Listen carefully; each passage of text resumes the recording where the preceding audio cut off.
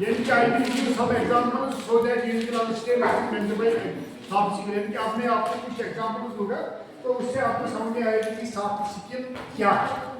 अभी तक मैंने आपको डेफिनेशन दी है लास्ट लेक्चर में, तो आज हम एग्जांपल्स की मदद से आपको सिखाएंगे सॉफ्ट स्किल क्या है।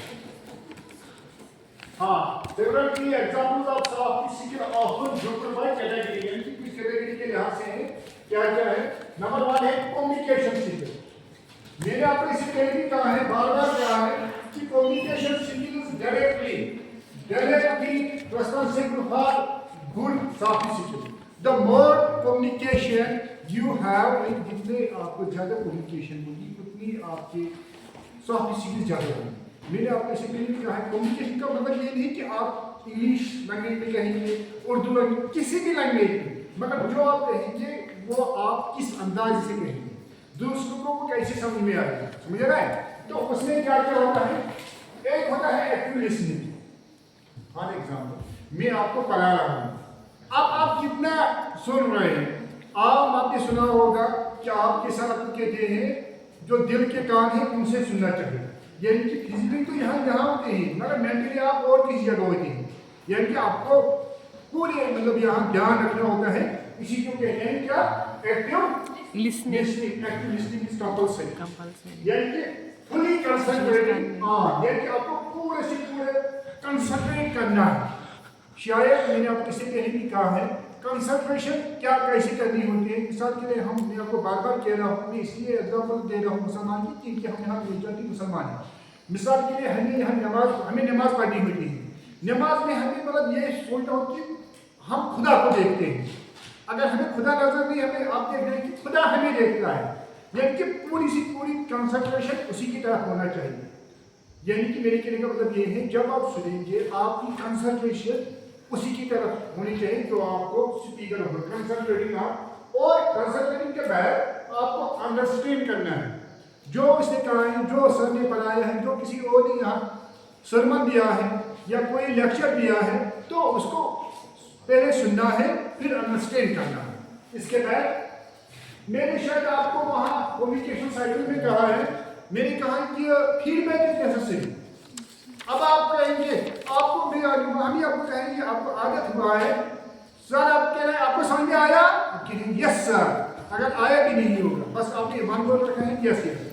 हाँ, ये इनके रस्मानी, समझ रहे हैं, समझ रहे हैं।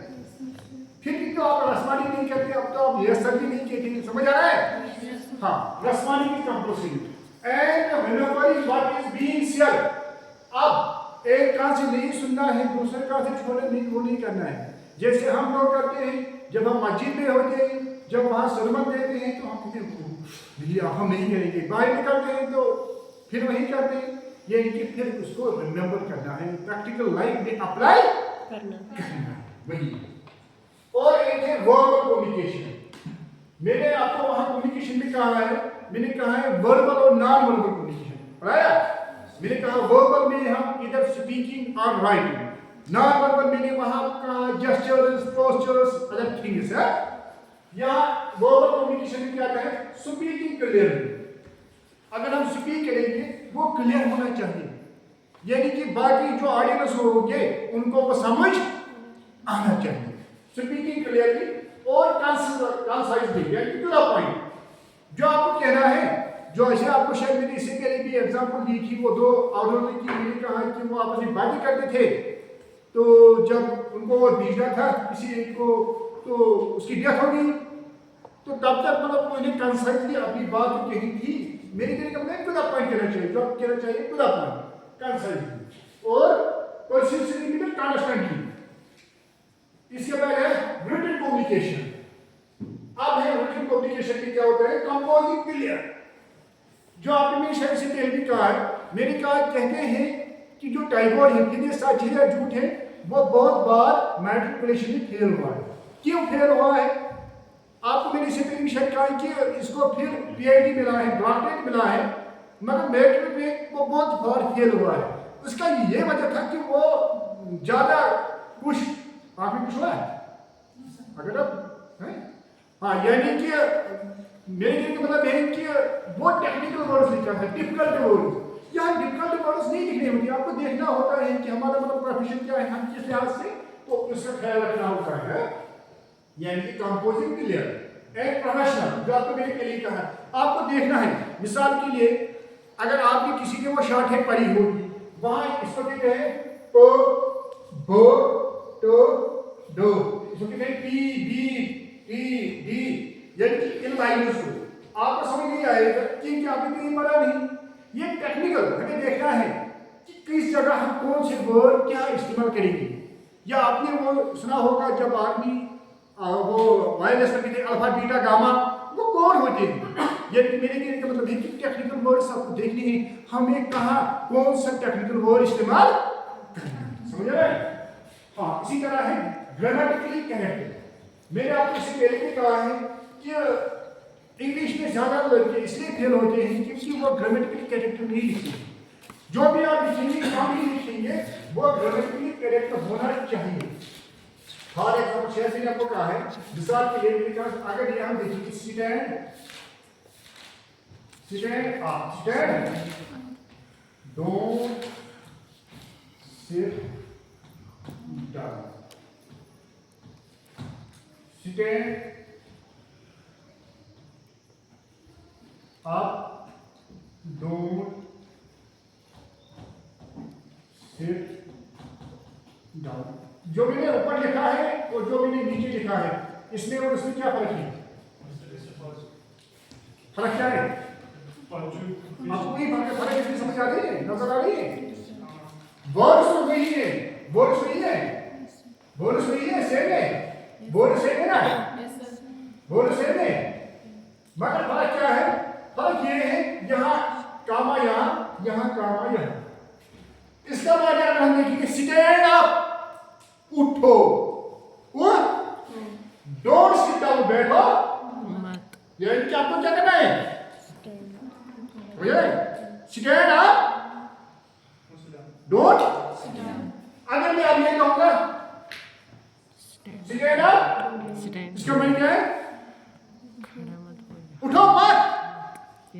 सिट डाउन इसका अपोजिट मायने है, इसका मायने है उठो मत। ये कैसे चीज अपोजिट माइंड चेंज हुई किसके किसका मर्जी, समझ रहे हैं? जो हमें लगता है इसका आपके सर हमने गाइड से लिखा है, सर मैंने याद किया, हमने याद किया, अभी गाइड से लिखा है, मगर इस पंक्चुएशन का ख्याल आपने नहीं रखा है। उसको जिसने आपका पेपर देखा है, इसको काम मालूम है आपने किस गाइड से उतारा है, वहां आप भूल गए हैं कोई पंक्चुएशन वहां। मेरे कहने का मतलब है ये कि ग्रामर का ख्याल रखना होता है, समझ रहे हैं? समझ रहे हैं ग्रामर का। और क्या करेक्ट, अगर आपको मेल लिखना है, आपको पहले देखना है कि हमें किसको सेंड करना है। अब कि सर हमने उसको मेल किया, हमने वो किसको, मतलब आपको देखना है कि हमें क्या जिसको भी करना है, हमने इसी का लिखा है। जब मैं आपको कहता हूँ यहाँ वो इंग्लिश फॉर ऑल online.com में कहता हूँ, ये सब कुछ स्मॉल में है, ये यहाँ कोई गैप नहीं है। इसी तरह जब आप मेल करेंगे वहाँ भी सारा का सारा स्मॉल होता है, वहाँ भी कोई गैप नहीं होती है, समझ रहा है? उसका ख्याल रखना होता है। इसी तरह अगर आप रिपोर्ट्स लिखेंगे वहाँ भी आपको देखना है। इसी तरह अगर कोई और डॉक्यूमेंट होगा, यानी कि वो क्लियर होना चाहिए, प्रोफेशनली होना चाहिए, ग्रामेटिकली करेक्ट होना चाहिए, समझ रहा है? उसके बाद होती है प्रेजेंटेशन सीक्वेंस। प्रेजेंटेशन, अब मैंने आपको बार बार कहा है कि बहुत सारे बच्चे ऐसे होते हैं जिनके पास बहुत अच्छी नॉलेज होती है, बहुत टीचर्स ऐसे जिनके पास अच्छी नॉलेज होती है, मगर उनमें वो कैपेबिलिटी नहीं है कि देखिए कि वो अच्छी तरीके से एक्सप्रेस कर सकेंगे। एक्सप्रेशन जनरली इज कंपल्सरी, किस अंदाज से हम पेश करेंगे, कुछ पूरा क्या दौड़ है खिड़कियां खोलो बड़ी बड़ी यातायात में इसका यातायात दूसरे बड़ी समझ रहा है? हाँ, यानी कि presentation sequence generally information to a group in energy and confident manner. ये भी कि मैंने आपको इससे पहले भी कहा है, ये कि जैसे मैं लाउडली कह रहा हूँ, मैं इसलिए लाउडली कह रहा हूँ ताकि आपको समझ में आए, यानी कि और कॉन्फिडेंटली, समझ रहा है? कॉन्फिडेंटली कह रहे, ये नहीं मुझे लगता है शायद ये है, नहीं शायद होगा। अगर मैं खुद ही कहूँगा शायद शायद, तो आप क्या करेंगे फिर, समझ रहा है? हाँ, और नेगोशिएशन, नेगोशिएशन का माने discussing and reaching mutual acceptable agreement. यानी कि मिसाल के लिए हमें कोई टॉपिक होगा, हम कहेंगे मिसाल के लिए सर को एजुकेशन ठीक है या नहीं है, बहुत बच्चे कहेंगे सर ठीक है, बहुत बच्चे कहेंगे सर नहीं ठीक नहीं है, हम कहेंगे डाउटी सिस्टम ठीक है या नहीं है, बहुत कहेंगे सर नहीं ठीक है, ये मतलब उसी जानकी होती है। अब बाप को अगर इसको देगा तो मिसाल के लिए तो ये नहीं कैसे लेंगे हैं। तो अब हमें किसी नतीजे पर पहुंचना है। जब हम डिस्कस करेंगे किसी टॉपिक को, फिर हमें किसी नतीजे पर यानी कि नेगोशिएट करना है। जो अपोजिट है इनको भी नेगोशिएट करना है, जो इसके फेवर में है। अब हमें किसी नतीजे पर पहुंचना है, वही है नेगोशिएशन है, यानी discussing and reaching a mutual acceptable agreement की जो दोनों पार्टीज को मतलब मुत्तफिक जिस पर होंगे तो ये भी होना चाहिए। और क्या इंटरपर्सनल है पीपल स्किल्स। इंटरपर्सनल का माने होता है दूसरों के साथ, जब आप दूसरों के साथ आपको काम करनी होगी, या पीपल स्किल यानी कि दूसरे लोगों के साथ आप कैसे पेश आएंगे। आपको लोगों में मैं आपको यही कह रहा हूँ, मिसाल के लिए हमें भी है, एक होती है हुकूकुल्लाह अल्लाह ताला की, नमाज बाकी हुकूकुल इबाद, हुकूकुल निफाज।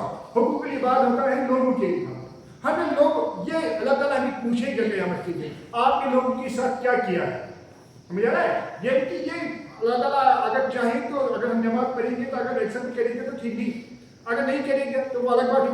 अब हमें लोगों में अगर हम किसी के साथ गलत करेंगे तो क़यामत के दिन हमें इसको जो हमने अपने वर्च्यूज किए होंगे, साथ किए होंगे, हमें इसको वो देने पड़ेंगे।